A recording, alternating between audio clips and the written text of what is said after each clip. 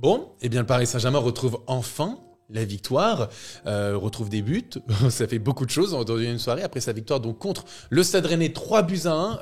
Le PSG retrouve aussi le podium de la Ligue 1 et retrouve aussi son système de jeu, le fameux 4-3-3 après le 4-2-4 qui a fait tant débat. Est-ce que pour vous pensez que le Paris Saint-Germain a trouvé vraiment son système de jeu, sa compo, ce 4-3-3 qui doit être aligné à tous les matchs, ou pour vous ça n'a rien à voir? Ça va faire débat parce que visiblement vous n'avez pas trouvé qu'il y avait un tel changement dans l'animation. Moi je trouve qu'on est reparti sur les bases qu'on avait mises en place. Les mots sont importants, animation, système, pas pareil. Exactement. Ce que tu retrouves en tout cas dans le placement, dans les possibilités. Moi j'ai retrouvé ce qu'on avait initié, notamment contre Dortmund ou en début de saison, avec un Vitinha qui change beaucoup de choses, qui est décisif, qui marque. Donc pour toi, Paris doit garder ce système, ce 4-3-3 avec ce milieu de terrain. En fait, que ce soit 4-3-3 ou pas, c'est aussi les joueurs que tu places, l'équilibre que tu trouves. Là j'ai trouvé un Vitinha qui fait le travail, là où on avait mis Kolo Muani, Mbappé qui se marchaient dessus, qui étaient sur le même côté, avec finalement aucun des deux qui proposait leur soutien pour les défenseurs dans les sorties de balles, pas de travail défensif non plus de leur part. Là, avec un Vitinha comme ça, avec un Hakimi qui est un peu plus haut, ça contrebalance, je trouve que l'équilibre est bien plus stable. Mehdi. Moi, je trouve pas qu'il y ait un changement de système, mais un changement d'animation. Changement d'animation qui s'explique par les changements de joueurs, tout simplement. Un Randal Kolo Muani côté gauche, pour moi, c'est grosse croix rouge. Il faut vraiment plus recommencer. Déjà, c'est pour moi pas un ailier gauche, parce qu'il ne peut pas déborder, il ne peut pas jouer avec son pied gauche, il ne peut pas être aussi virevoltant que Kylian Mbappé peut l'être, il ne peut pas faire le jeu dans les 30 derniers mètres, entrer sur son pied droit, etc. Pour moi, il sait pas faire ça. Donc, si tu veux le mettre ailier, tu le mets à droite, ou alors tu le mets dans l'axe. Je suis pas fan, mais bon, au moins, il a mis son but hier, et voilà. Mais par rapport au changement de système, non justement, au changement d'animation, il s'explique aussi parce qu'aujourd'hui tu mets Vitinha. Et moi je pense que 4-2-4, très bien, t'as 4 offensifs, mais si ton quatrième offensif c'est un milieu de terrain, tout change. Pour moi tout change et c'est pour ça que Théo et beaucoup d'autres d'ailleurs disent qu'il y a un changement de système. Moi je ne vois pas de changement de système, je vois un changement d'animation qui s'explique. Pour moi les deux vont ensemble. Pardon ? Pour moi, les deux vont ensemble. Vitinha, certes, c'est pas le même joueur, mais c'est pas le même registre que tu lui demandes aussi. Je suis sûr que si tu regardes sa heatmap, il a joué beaucoup plus défensivement, mais c'est pas le même. Mais c'est pas le même joueur. Mais oui, mais c'est limite comme si tu jouais avec un piston avec Vitinha, alors que c'est pas du tout le cas. Là, je trouve que t'as hier, non. Non, je trouve que sur le match d'hier, par exemple, il se comporte comme un piston. Mais quand on n'a pas le ballon, lui il va faire les efforts, lui est un milieu de terrain, donc lui va te garantir la transition offensive, les transitions défensives, va te garantir un repli, va te garantir les efforts au milieu de terrain, va te garantir tout simplement un milieu de terrain garni, parce qu'il est milieu de terrain. Si tu demandes à Kolo Muani de faire ça, c'est juste pas possible. Tu perds tout un équilibre, tu perds toute une cohérence pour moi dans ton équilibre. Donc si tu veux jouer avec 4 offensifs, d'accord, quand tu as le ballon, Vitinha est le 4e offensif, mais quand tu l'as pas, Kolo Muani n'est pas capable de faire ce que Vitinha fait quand tu n'as pas le ballon. Et c'est pour ça que pour moi qu'il y a un déséquilibre. Donc on n'a pas changé de système.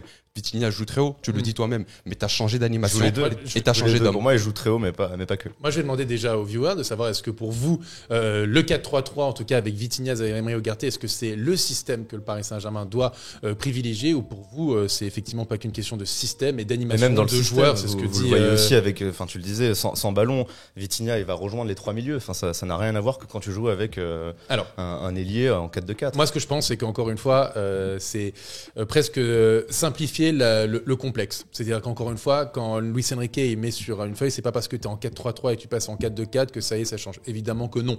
Pour moi, déjà, même le système de jeu de base du PSG n'est même pas en 4-3-3, en 4-2-4, puisque Hakimi ne joue même pas arrière droit pour moi. C'est presque un milieu de terrain, et la preuve, c'est que hier, encore que contre Newcastle, je l'ai trouvé plus en retrait que d'habitude. 136 ballons contre Newcastle. Oui, beaucoup de ballons touchés, mais dans son positionnement, il était plus bas. Il était plus bas, et à chaque fois, il y avait plus haut, quand même simplement, tu l'as moins plus vu. de difficultés à relancer, parce que Dembélé, tu vois sur le premier but, voilà, où il revient avec Marquinhos. Mais c'est justement par rapport à ça. C'est parce que, encore une fois, et c'est tout mon propos en fait, c'est que c'est pas l'animation qui a changé, c'est la qualité des joueurs presque. C'est plutôt ça en fait. Hakimi par exemple, il a exactement les mêmes responsabilités face à Newcastle que face à Rennes ou autre, mais simplement contre Newcastle, et lui il a eu des errances et des errements techniques, tout comme Dembélé, tout comme Kolo Muani, tout comme Dembélé. Pour moi l'équilibre n'est pas le même. T'as pas les mêmes solutions au milieu de terrain. Pour moi ça n'a rien à voir. Contre Rennes et contre Dortmund, t'as Vitinha qui apporte aussi son soutien. Pour moi, ça n'a absolument rien à voir, parce que, encore une fois, le but du 3e milieu de terrain, c'était pourquoi ? C'était pourquoi pour tout le monde qui critiquait le 4-2-4, c'était quoi ? C'était pour amener la soi-disant équilibre, de l'équilibre défensif, pour stopper les attaques adverses, et aussi pour les sorties de balles. On est d'accord ? Bon.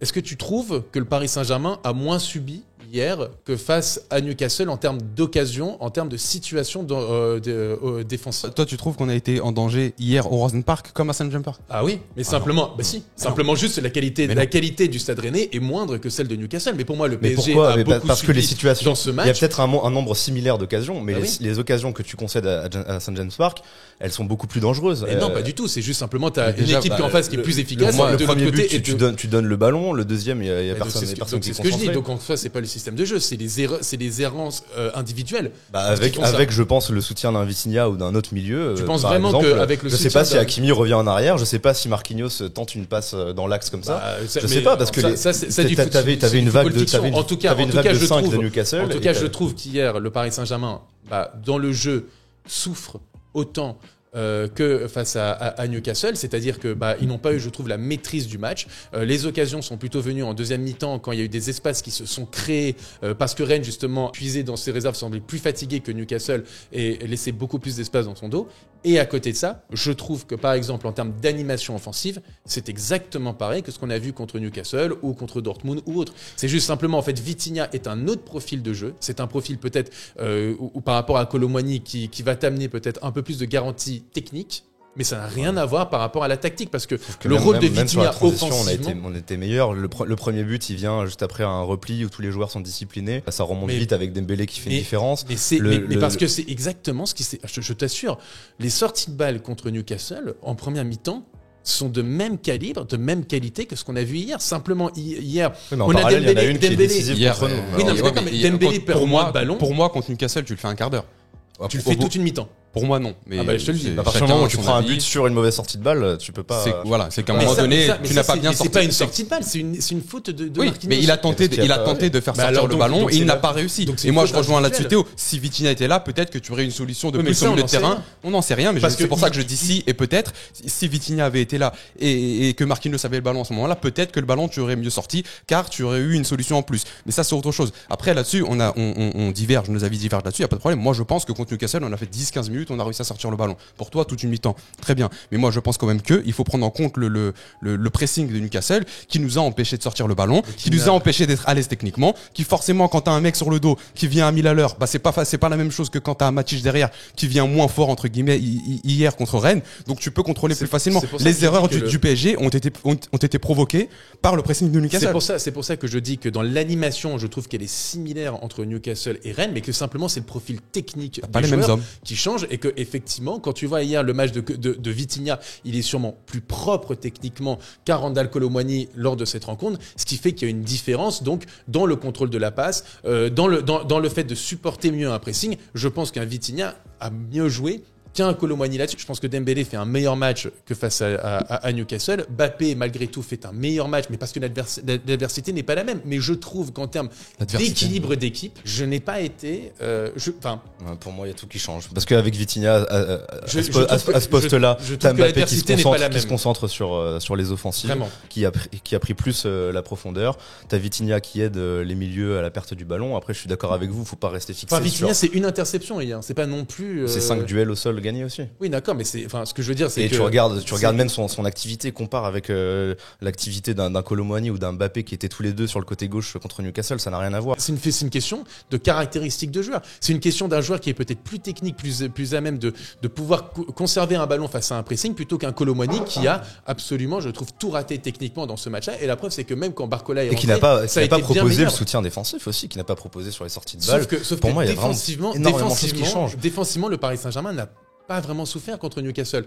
Newcastle a ses occasions, ils sont cliniques, mais sinon on l'a vu en termes d'expected goals, c'est un expected goals pour Newcastle. C'est surtout dû à des erreurs individuelles du PSG, mais c'est pas des vagues comme on a pu le voir contre des équipes comme Manchester City ou le Bayern ou autre. C'est un ensemble, et même sur les ressorties de balles hier, même si c'est pas un grand match encore une fois, sur les ressorties de balles, sur les transitions qu'on a vu sur le premier but où il y a tout le monde qui est discipliné, qui revient, apporte plus de densité au milieu de terrain, t'as plus de possibilités de relance. Chose que tu n'avais pas à St. James Park, encore une fois. Allez, je t'arrête 2 petites secondes déjà pour te remercier parce qu'on a passé la barre symbolique des 70 000 abonnés, c'est incroyable. Mais c'est pas fini. Tu peux continuer à nous aider en t'abonnant, en activant la cloche de la notification et à liker la vidéo, c'est hyper important. Allez, on retourne à la vidéo. Bon visionnage. C'est un système qui a déjà du coup montré de belles choses, notamment contre Dortmund. Moi, j'ai retrouvé un équilibre, en tout cas prometteur. Donc j'étais content de voir cette équipe-là. Je trouve que ça n'a pas, personnellement, je trouve que ça n'a pas changé grand-chose. Le système, c'est plutôt et l'animation, comme le disait Mehdi, et le caractéristique des joueurs. C'est un et le fait que Vitinha a amené beaucoup plus de technicité et un profil plus défensif, c'est vrai qu'un attaquant. On va même se poser toi, en gros, t'expliques que ce changement de système n'a rien changé. Oui. Et je suis assez d'accord avec toi là-dessus. Moi, je pense que c'est la présence d'un joueur dans ce système qui a changé. Voilà. En l'occurrence, Vitinha. Mais moi, je vais même aller plus loin. Je trouve même pas en fait qu'il y a un changement de système. Encore une fois, moi, j'estime que Vitinha aujourd'hui est un offensif. Il est là pour créer des espaces. Il est là pour. Alors, je m'excuse si Vitinha regarde ce talk. Il est là pour faire le Bernardo Silva de Wish. Il te crée des espaces devant, il te fait le lien avec la défense. Et je trouve qu'il le fait plutôt bien.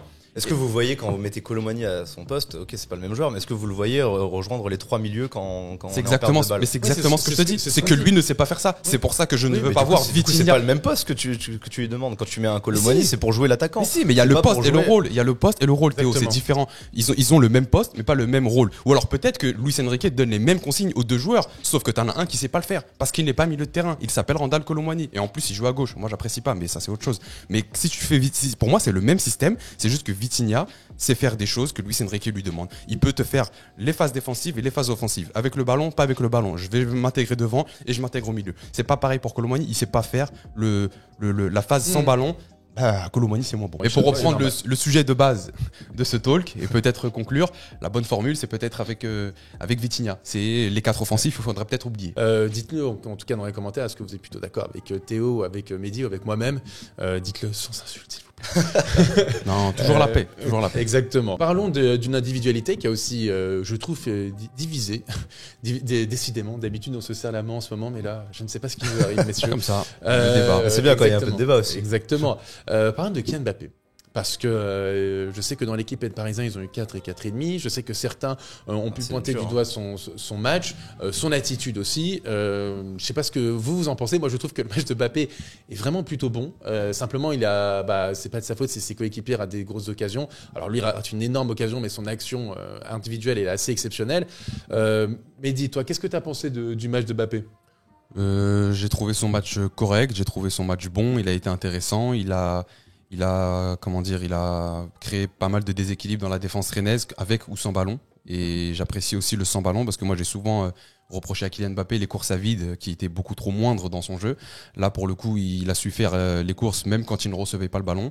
Et ça j'apprécie, je le souligne. Pas mal de bonnes passes aussi, pas mal de décalage aussi par la passe. Sur le reste, je l'ai pas trouvé transcendant. Je trouvais bon. Le 4, je trouve ça sévère. Je l'aurais plutôt mis un 5 ou 6. Après, sur l'attitude, tu as parlé d'attitude, c'est là où moi je l'ai trouvé un peu moins dedans. Mais ça peut s'expliquer par la frustration de ne pas marquer depuis 4 matchs. Ouais. 4 titularisations de suite où il ne marque pas, alors dont une contre Marseille où il sort. Ça peut s'expliquer, et là je suis pas d'accord, mais ça peut-être que c'est un argument qui peut s'entendre pour certains par cette préparation tronquée.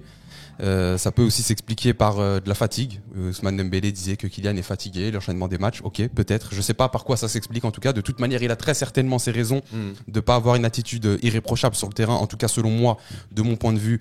Et après, il était frustré aussi en soi. Il a le droit. Tant que ça porte pas préjudice à l'équipe, tant que là, ils se font dans le collectif comme il l'a fait. Moi, c'est des choses que j'aime pas. Mais de toute manière, je suis ni coach ni président du PSG. Mais c'est des choses que j'aime pas. Quand Gonzalo Ramos rate une action qui d'ailleurs ne devrait pas être ratée, mais bon, c'est autre chose. La réaction du coéquipier qui lève la main comme ça et qui souffle, moi, j'apprécie pas personnellement sur le terrain. Maintenant, ça porte pas préjudice au collectif ni au résultat, comme tu l'as dit Théo. Donc tant mieux. En tout cas, jusque là, tant mieux. Et espérons que ça se décante et qu'ils reviennent avec le sourire. Pour moi, ça doit se travailler en interne, tu vois. Et c'est entre les coéquipiers. Si ça plaît pas, c'est eux les concernés, ou alors c'est au coach de faire le travail. L'attitude, ouais. Comme tu le dis, tu vois, les petits gestes d'humeur, les trucs comme ça. Après, ce genre de trucs, tu vois, t'en as tout le temps. Tu vois, même un Ramos qui arrive dans ses premiers matchs. Je me souviens de Barcola à Lyon qui frappe et qui aurait pu lui faire la passe. Juste après, t'as Ramos qui fait la tête. Qui fait ça. C'est des joueurs frustrés. Qui fait ça à un gamin de 20 ans. Fais ça quand Kylian rate et tu verras si tu vas jouer le prochain match. Ouais, d'accord. Mais il a pas été aussi tout ça pour expressif dire que c'est Hakimi qui a raté son face à Ouais, face. c'est pour ça que je dis Kylian, c'est des trucs de vestiaire. C'est des trucs de vestiaire, c'est des trucs d'ego. C'est des trucs à voir entre eux. C'est des joueurs, c'est des attaquants. Ouais, bien sûr. Mais moi, en tant qu'observateur, moi ça me gêne. Voilà. Si j'étais coach, si j'étais dans l'organigramme du club, je vais voir Kylian à un moment donné. Ça rajoute une petite note amère. Je l'attrape par le col, je dis qu'est-ce qui se passe. Et quand on veut analyser son jeu, etc. Et qu'on parlait de notes, tu vois, pour moi, ça reste un plutôt bon match de Mbappé. Même collectivement, c'est un de ses meilleurs depuis le début de l'année, je trouve. Comme vous l'avez dit, il s'est fondu dans le collectif, il a fait des décalages intéressants. T'as même une passe D qui aurait pu être à son actif, pour le but de Colomani. Même si, encore une fois, même la passe, je la trouve un peu nonchalante, comment il la donne. Moi, tu regardes. Ouais, mais c'était une forme technique. Moi, j'ai apprécié. J'ai apprécié. Mais après, pour voir un peu plus. Je reproche pas ça. Hein. Pour prendre un peu plus de hauteur sur Kylian Mbappé, j'ai quand même l'impression que quand physiquement il va pas bien, ça peut vite devenir compliqué pour lui. Parce que c'est quand même un grand athlète, il a des capacités athlétiques hors normes. Et quand il est pas à 100%, ça peut très vite se ressentir. C'est Ousmane qui disait. C'est pas le cas aujourd'hui d'ailleurs. C'est pas le cas aujourd'hui, c'est pas ce que je dis. Parce que moi, je trouve qu'il a fait un plutôt bon match. Mais ça peut très vite se ressentir quand il est fatigué. Et j'espère qu'il saura récupérer assez vite. Moi, je trouve qu'on est assez dur quand même avec Kylian Mbappé parce que je trouve que le match d'hier, par exemple, c'est vraiment un bon match qu'il fait. Certains parlaient d'attitude. Par exemple, quand tu dis vraiment bon match, tu lui mets combien sur 10 ?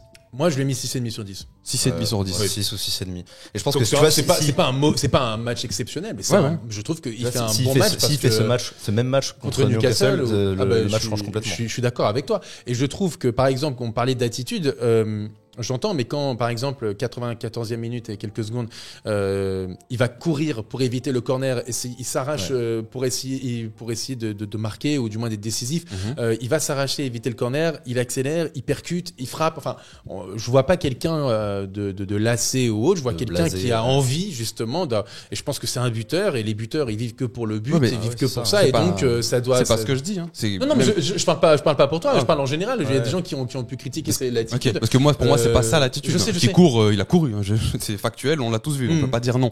Moi c'est les gestes d'humeur, c'est anecdotique. Mais l'interview à la mi-temps où on dirait que ça le fait chier de répondre. C'est ce genre de choses là. Moi ça le saoule de répondre. C'est possible. C'est possible. Ne te présente pas alors, tu vois. C'est ce genre de choses moi que. Il voit ses copains marquer, lui ne marque pas depuis 4 matchs. C'est ce qui n'arrive presque jamais dans son itinéraire. Et si c'est que de la frustration, tant mieux. C'est pour ça. Je suis sûr, tu vois un Cristiano, un Cristiano Prime qui marque pas, c'est très rare sur 4 matchs. Il va avoir les mêmes gestes d'humeur, il va se lasser.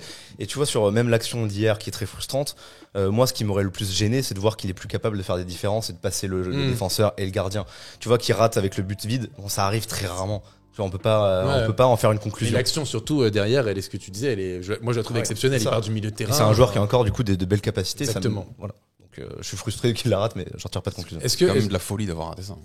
C'est fou. Je m'étais levé. Et j'ai demandé à nos viewers aussi, est-ce que pour vous, Kylian Mbappé a réussi son match, ou est-ce que aussi vous pointez peut-être quelques petits problèmes dans le comportement ou autre? N'hésitez pas comme toujours à le dire dans les commentaires. Avertissement de comportement pour Kylian. Est-ce que vous voulez parler d'une dernière individualité ou d'un fait de ce match? Un petit point que je voulais notifier, on est quand même sorti d'une certaine à la fois Mbappé dépendance pour marquer des buts et Ugarte dépendance. Ugarte à l'échelle de son début de saison bien sûr, c'est un match un peu quelconque qui nous sort hier. Et tu brilles avec au contraire de quelqu'un comme Zaïre Emery qui sort deux très bons matchs là. Et Zaïre Emery, ce que je voulais aussi notifier, c'est qu'il nous enchaîne 2 passes au-dessus de la défense qui nous montre que voilà, c'était pas juste un épiphénomène ou juste un petit coup de chance ou je sais pas quoi, tu vois, il est capable de gestes comme ça, créatifs. La preuve en est, c'est que même ses coéquipiers semblent l'avoir compris. Contre Newcastle, Lucas Hernandez, il n'hésite pas à faire l'appel, et là, Kimi, pareil, il n'hésite pas à faire l'appel. Donc ils savent que Warren Zaïre Emery est capable de te mettre ce bon ballon-là dans la surface par-dessus la défense. C'est un point très positif de voir justement Hakimi briller, Zaïre Emery qui enchaîne les bonnes performances, ce genre de gestes, qui montre qu'il est en confiance, et voilà, le retour de Vitinha qui est décisif. Et Randall aussi qui entre son premier ballon. Moi j'ai bien aimé l'entrée de Colombo. Voilà, qui aurait pu marquer un deuxième but, la finition était au rendez-vous. Là où Ramos, ça a été un peu plus compliqué. Tu parleras des attaquants. Oui, dans un autre talk, je pense. Effectivement, ça mérite tout un talk. Messieurs, ça a été un plaisir, merci beaucoup. Absolument. J'en profite quand même pour faire une petite dédicace. Bien sûr, on est sur Skyrock ici. Ouais, c'est Planet Rap. Les gens sont quand même de plus en plus à nous regarder. Ouais. Et parmi eux, il y a un fidèle qui nous donne beaucoup de force, s'appelle Elias. Grosse dédicace à toi. Elias, notre Elias ou un autre non, Elias? C'est un autre Elias qu'on connaît. Heureusement. Dédicace à Nirmou. Non, lui il connaît Nirmou aussi. Nirmou qui est là tout le temps. Exactement. Allez, maintenant c'est fini le dédicace. Je sais pas si vous avez quelqu'un. C'est fini. Merci. Un oncle, une Mon tante. petit cousin, s'il aime bien les talks. Bon, bah, extraordinaire. Let's Voilà. go. Allez, bonne journée à tous. Ciao.